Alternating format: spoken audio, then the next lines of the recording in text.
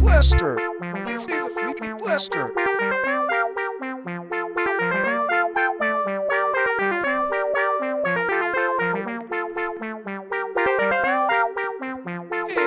Hey,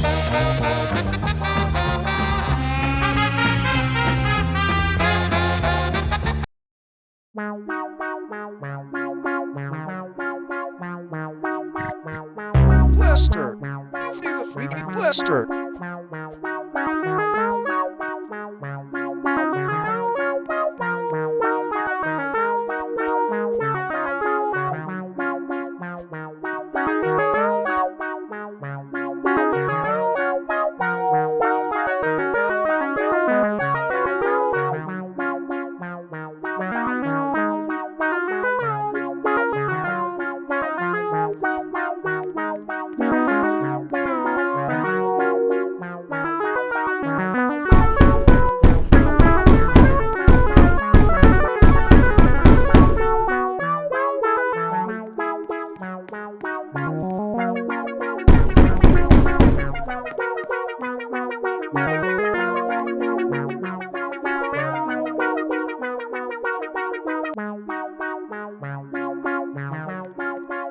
Hey, come back!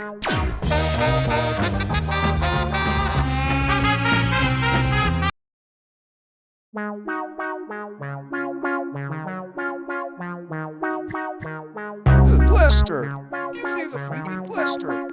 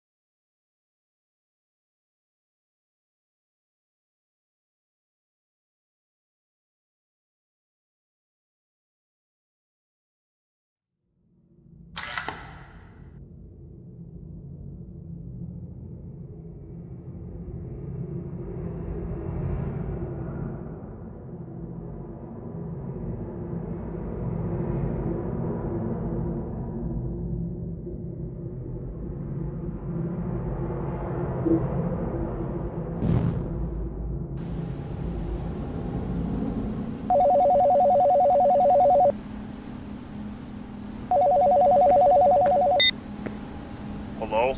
Hello? Hey! Thanks for taking the job on such short notice. I hope you had a chance to rest up a bit before starting your shift, because you're in for a long night. I'm not sure how long you need to fill out for Jake's spot, but you shouldn't be working this shift for any longer than a week. Again, you're really doing us a solid.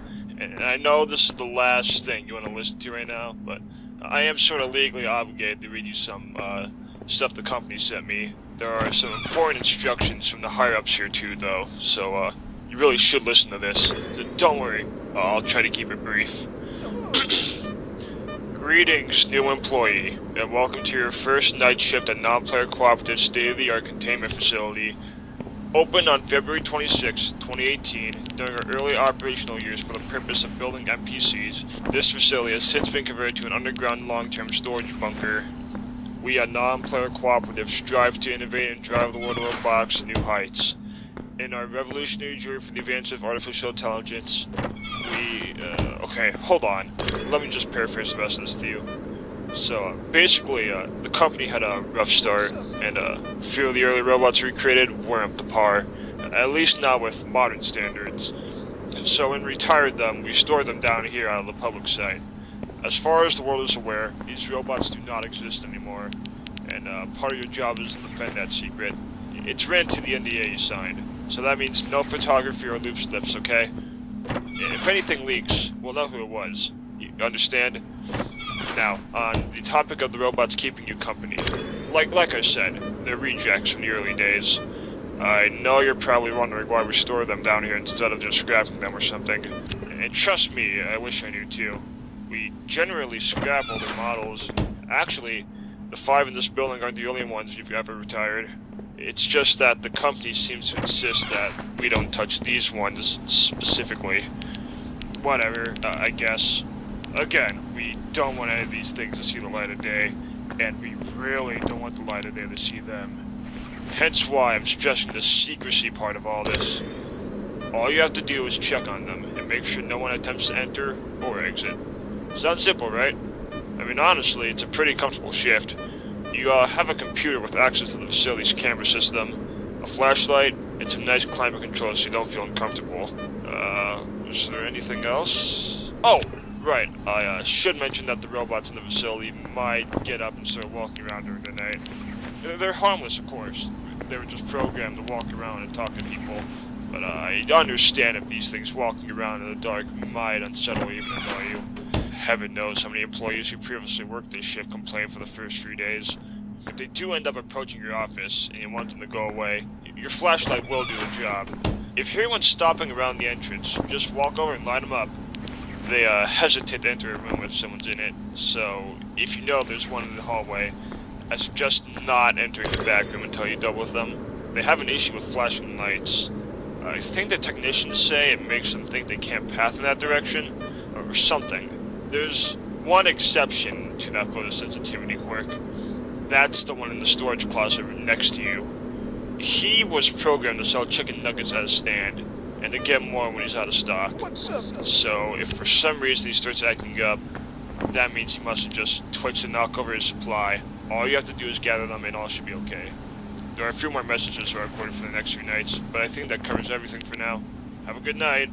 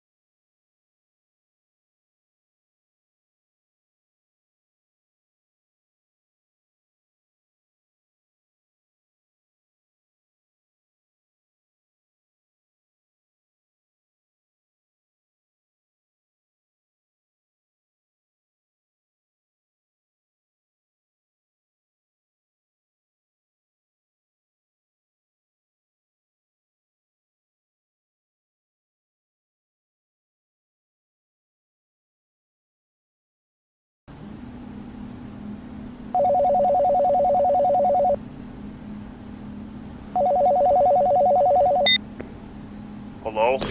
Hello? Hey! Thanks for taking the job on such short notice. I hope you had a chance to rest up a bit before starting your shift, because you're in for a long night. I'm not sure how long you need to fill out for Jake's spot, but you shouldn't be working this shift for any longer than a week. Again, you're really doing us a solid. And I know this is the last thing you want to listen to right now, but I am sort of legally...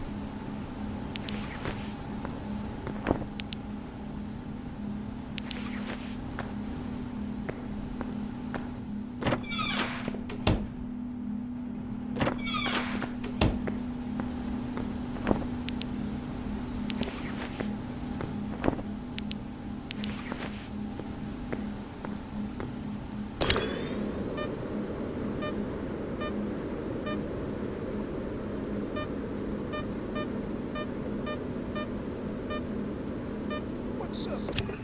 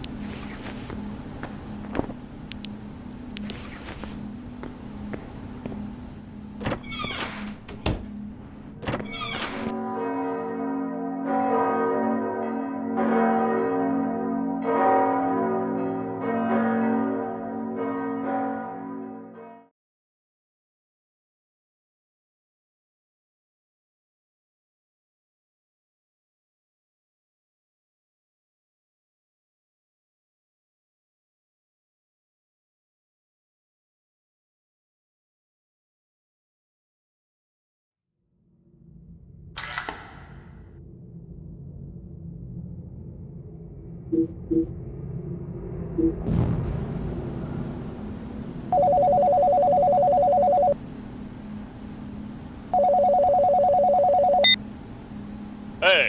just checking back in. Congrats on your first day. I hope you found everything you needed. The robots aren't giving you too much trouble, are they? You know, I worked in that chair a couple of times when we were short-staffed. None of those hunks of metal walking around might scare you now, but eventually you'll get used to them. Heck, you might even be endeared to them.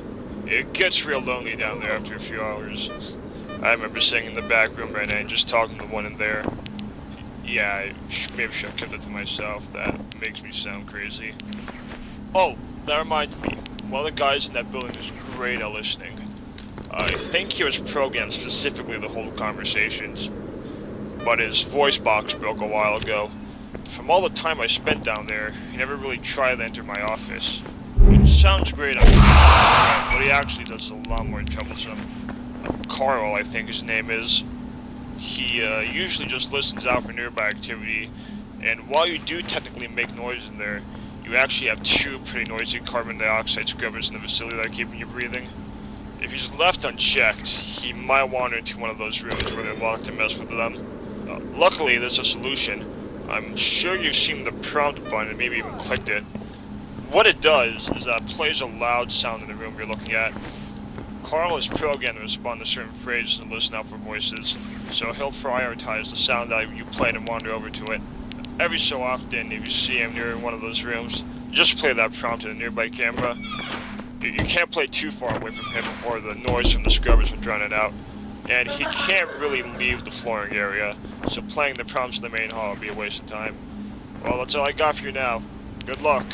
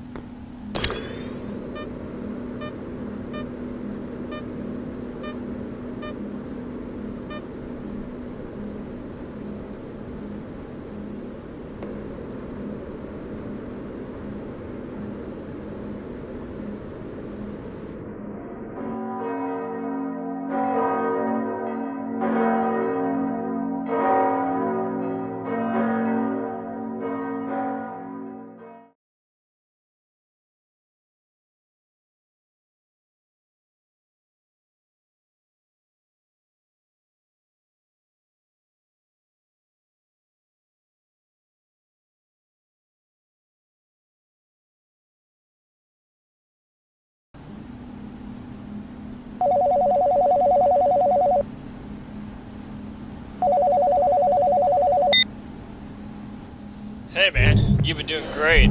I honestly don't have much to say right now, since you seem to have everything down pat. I'm surprised how easily you slip into the role. A lot of guys actually quit around this time due to fear or boredom. But I haven't heard a complaint out of you. You're getting along with the robots well, I take it? If so, that's great. I'm glad. Again, I don't want to look like some crazy person, but their presence is really appreciated when you're all alone down there. Oh, actually, I just reminded myself. I honestly could have done without the green one.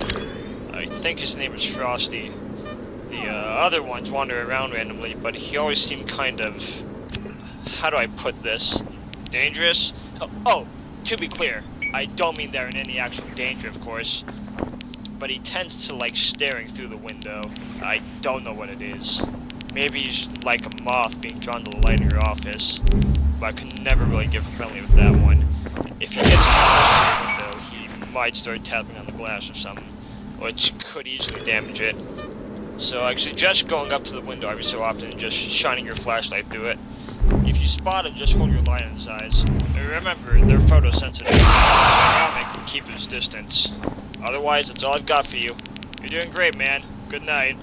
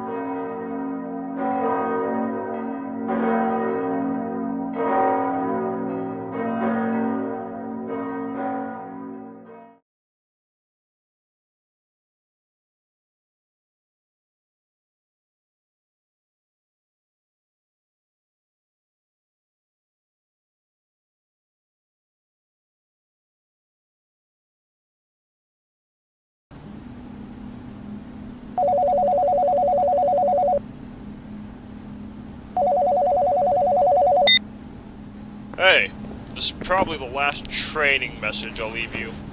We haven't heard from Jake, but he should be ready to work again after tomorrow as he informed us. So I think we might be able to consider this next shift your last. It's not a promise, but there's a good chance. Real quick, remember when I talked about the robots being photosensitive? It's just I forgot to mention, each of those robots has their own unique response to when light is shined at them. Tango is unaffected. Groovy and Frosty walk away. Carl fixates on it. I'm sure you've seen all those already. And I know I told you before to use the flashlight when in doubt, but in the case of Avi, the one with the blonde hair beanie, yeah, it's probably better that you don't use your flashlight. For some reason...